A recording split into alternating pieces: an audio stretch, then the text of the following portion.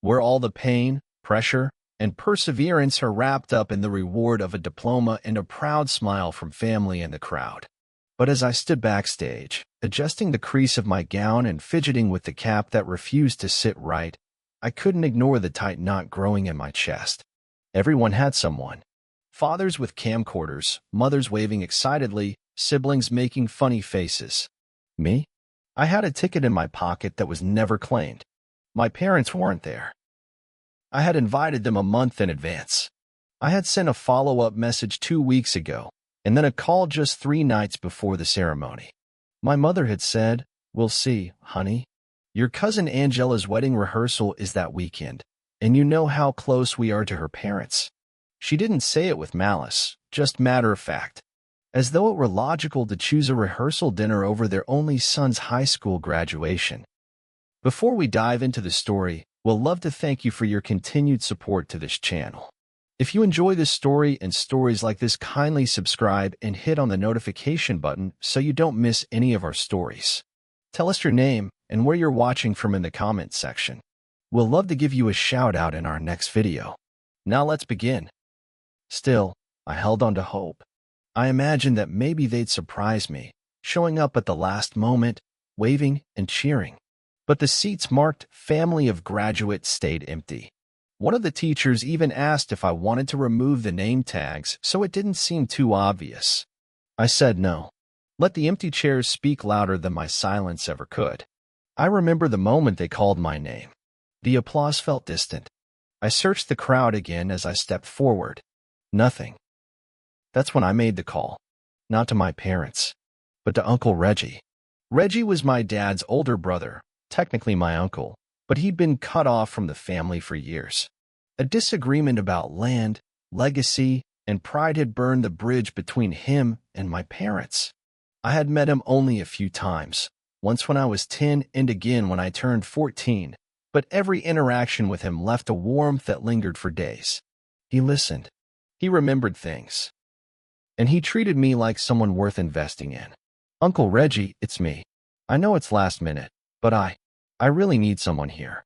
There was a pause. Then came the familiar gravel of his voice. "Send me the address, kid. I'm on my way."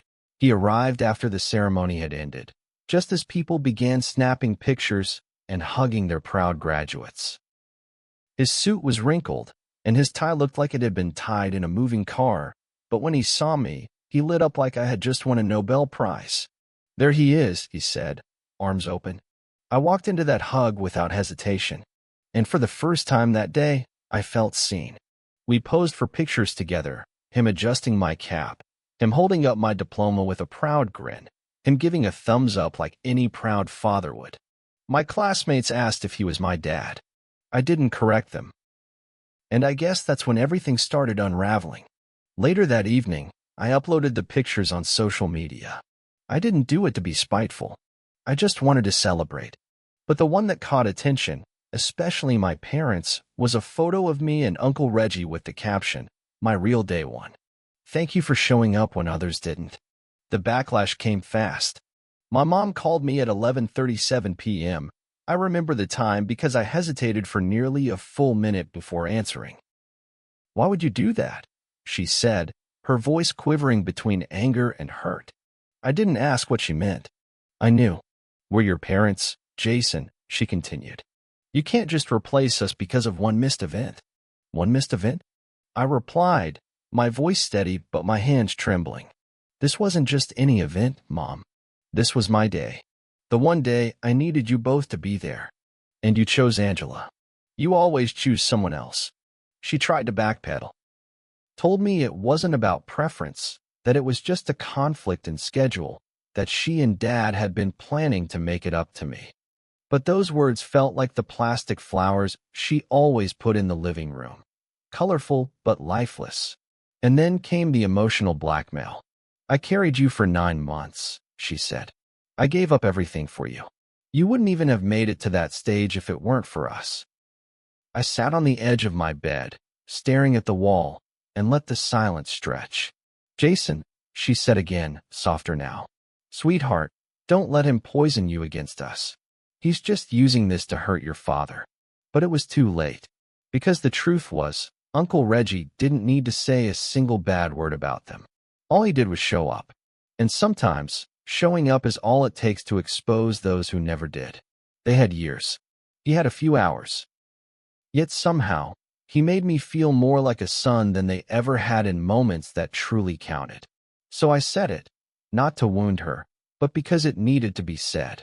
Mom, your son has a new dad he can rely on now. One who doesn't need blood to know how to love. She sobbed. I didn't hang up. I let her cry. I wasn't angry anymore. Just done. And in that quiet moment, I realized something else. Graduation wasn't just the end of school. It was the end of needing permission to choose who got to be called family. The days that followed felt strangely calm, like the silence after a long, loud storm. I expected more calls, maybe even a surprise visit.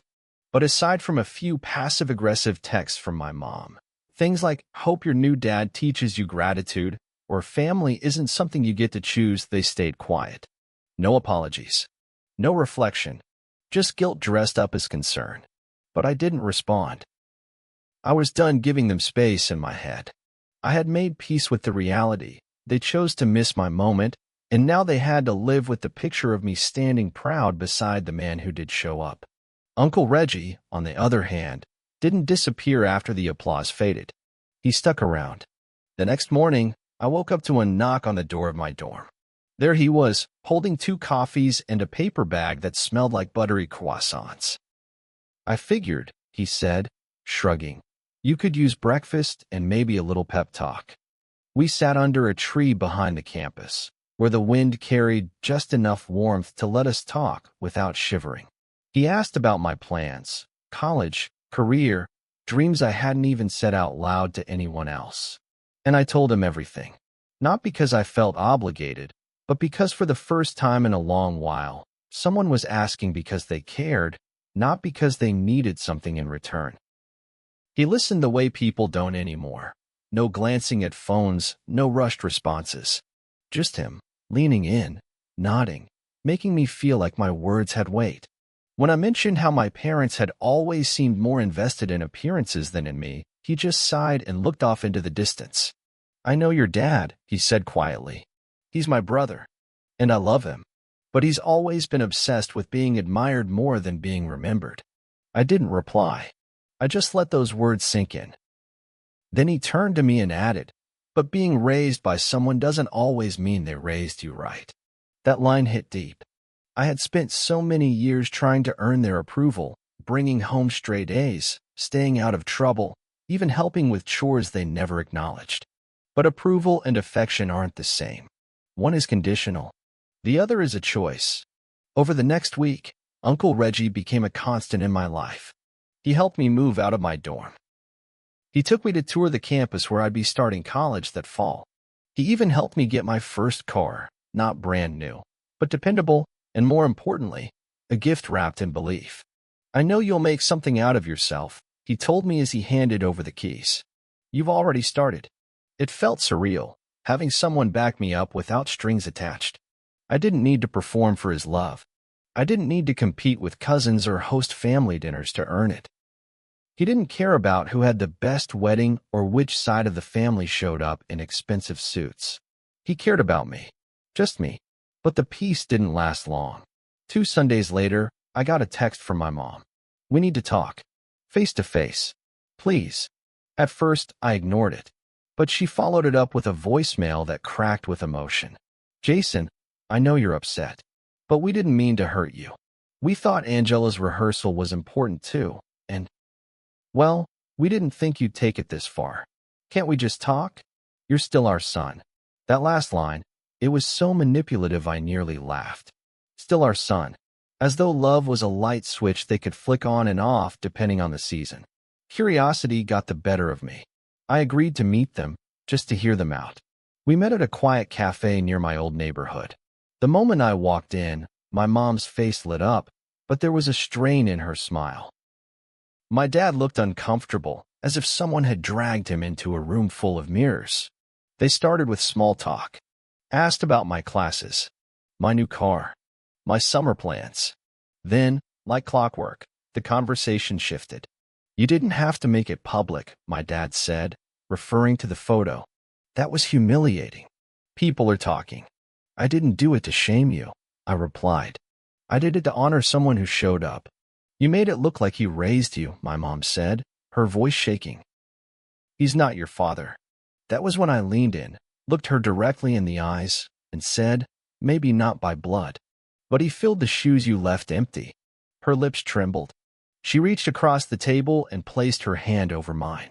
Jason, please. Don't throw us away over one mistake. One mistake. I repeated, my voice low. Mom, this wasn't a one-time thing. It's a pattern. You've always made me feel like an obligation, not a priority. And when I finally had a moment to shine, you left me in the dark. She began to cry. Real tears this time. And for a moment, I almost softened. But then she added the words that sealed it. We just didn't think you'd notice. That broke me. I noticed everything, I said, standing up. Every birthday party you prioritized someone else's kid. Every time you told people I was doing okay, just to sound humble, while never actually asking me if I was okay. Every time I came second to people who didn't even live under our roof. I pulled a $20 bill from my wallet and dropped it on the table. Lunch is on me. Consider it my graduation gift to you. As I walked out of that cafe, I felt a weight lift off my shoulders. Not because I had won anything, but because I had stopped waiting for something that was never coming. They had lost their son the moment they made him feel like a stranger. And now? Now he had found a father who didn't need permission to be proud. Weeks passed. Summer rolled in with the smell of fresh-cut grass and early college prep emails filling my inbox. Life felt different, not just because of the transition into adulthood, but because something deeper had shifted inside me. I no longer carried the same longing for validation from people who always made me feel like I had to earn my place. For the first time, I felt light. Not carefree, no, but free. Free from the tight rope I used to walk just to be accepted in a family that claimed me by blood but never truly held me in heart. Uncle Reggie became more than a visitor in my life. He was now a fixture, steady, grounded, and present. When I told him about the confrontation with my parents, he didn't say, I told you so. He didn't try to drag their names through the mud either. He simply nodded and said, sometimes, it takes losing something to realize it was never really yours. I asked him one day, why did you even come that night? After all the tension with Dad? After all those years?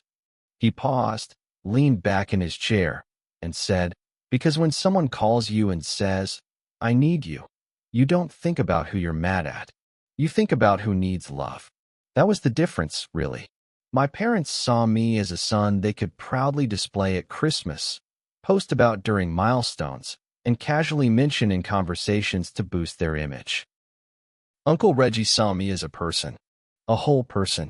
He didn't care about what awards I won, what school I chose, or who I was trying to impress. He cared about whether I was okay, something my parents never paused long enough to ask. Then came the surprise barbecue. Reggie called one Saturday and said, got some family coming over. You should swing by. I expected a few old friends, maybe one or two of his neighbors. But when I got there, I saw faces I hadn't seen in years.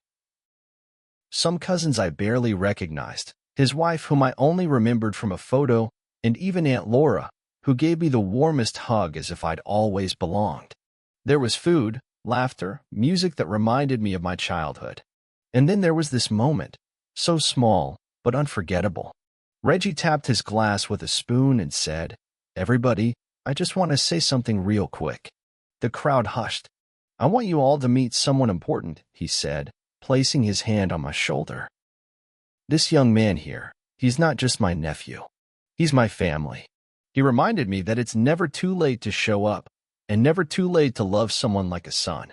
I didn't cry then, but I felt something inside me shift. I looked around at the faces, the smiles, the arms that had just embraced me. I wasn't a guest. I was home. Later that night, as I helped pack up, Aunt Laura handed me a framed photo. Me and Reggie at my graduation, both grinning wide like nothing in the world could dim that joy. I saw this online, she said, and I thought, That right there. That's what family looks like. That night, I stared at the photo for a long time. And then, out of habit, I opened my phone and scrolled through my texts. Nothing new from my parents. Just the last message from my mom that said, "You've really hurt us." I stared at that message. Then I did something I never thought I would. I deleted it. Not in anger, not in defiance, but in peace. Because I finally understood something. Holding on to the hope that people will become who you need them to be is a silent form of self-abandonment. It's waiting on a door to open that was never meant to be yours.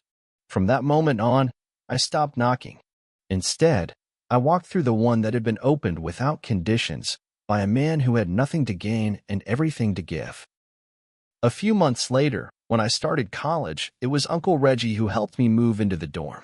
He took pictures, shook hands with my new roommate, and before he left, he gave me a folded letter. "Don't open it until you feel like you need to," he said. I opened it on a rainy Tuesday night, homesick and overwhelmed after my first round of exams. Inside, he wrote, "Jason, I don't care if you graduate with honors or scrape by on coffee and courage. I'm proud of you either way. Not because of your grades, or your title, or your degree, but because I see you. You've got a good heart and a rare kind of strength. You remind me of the man I wish I had been for your father. If you ever doubt your worth, just know this. You gave me a reason to believe again, and I'll never stop showing up for you. Reggie." I read it twice, then again, and I cried, not because I was sad, but because for once, I knew what it felt like to be loved. Not for what I could offer, not for the picture I fit into, but for who I was, flaws, pain, silence, and all. If this story touched your heart, don't forget to like this video, leave a comment below about someone who once showed up for you, and subscribe for more real and emotional stories like this. Because sometimes, the family we choose is the one that saves us. See you in the next story.